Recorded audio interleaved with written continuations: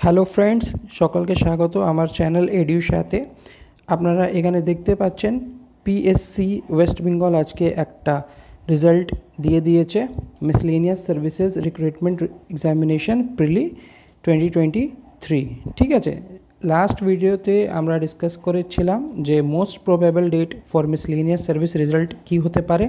আমরা বলেছিলাম যে মোস্ট প্রবাবলি এই মাসেই বের হবে। তো দেখে নেন এ মাসে বেরিয়ে গেছে। এবার রেজাল্টে দেখুন কতজনকে ডেকেছে। এখানে বেসিক্যালি সিরিয়াল নাম্বার লেখা আছে, রোল নাম্বার লেখা আছে, নাম লেখা আছে, ক্যাটাগরি কী আছে।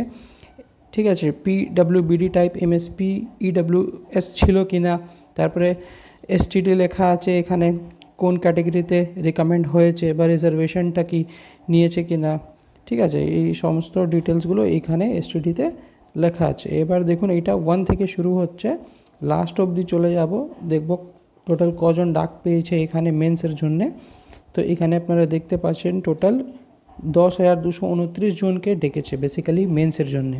ঠিক আছে, আর এখানে কাট অফটা দেখুন, কাট অফটা জেনারেল ক্যাটাগরির জন্যে 145, ওবিসি এ ওবিসি বি এটাও 145, কিন্তু general OBC A OBC B তিনটা ক্যাটাগরির জন্য 145, এসসি জন্য 141.5, এসটি জন্য 117, PWBD A 106.5, PWBD B 87.5, PWBD C 96.5, PWBD D 28.5, MSP EWS জন্য হয়েছে 88.5, আর এখানে দেখতে পাচ্ছেন 134.5।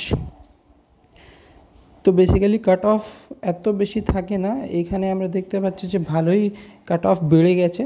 এটা কারণটা কি হতে পারে সেটা নিয়ে আমি একটা সেপারেট ভিডিওতে আলোচনা করব। এই ভিডিওটিতে আমি ডিসকাস করলাম, এই রেজাল্ট আপনারা দেখতে পাচ্ছেন। এইটা পিএসসি অফিসিয়াল ওয়েবসাইটেও অ্যাভেলেবেল আছে, ওখানে গিয়েও আপনারা ডাউনলোড করে দেখে নিতে পারেন।